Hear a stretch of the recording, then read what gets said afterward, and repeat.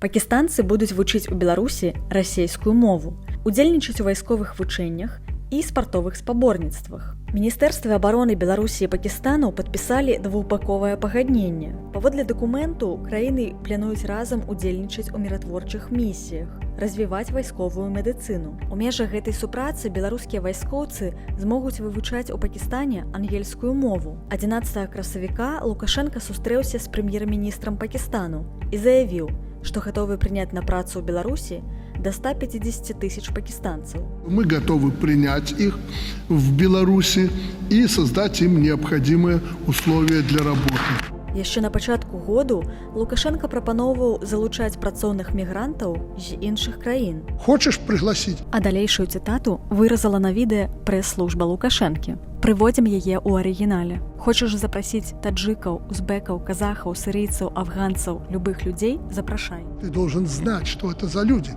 и что они тебе нужны вот на этом месте. И они могут операцию эту осуществлять. Не умеют — научи. Но ты за этот десяток, 20 человек должен головой отвечать. Паводле ўладаў, цяпер у Беларусі працуюць каля 60 тысяч мігрантаў.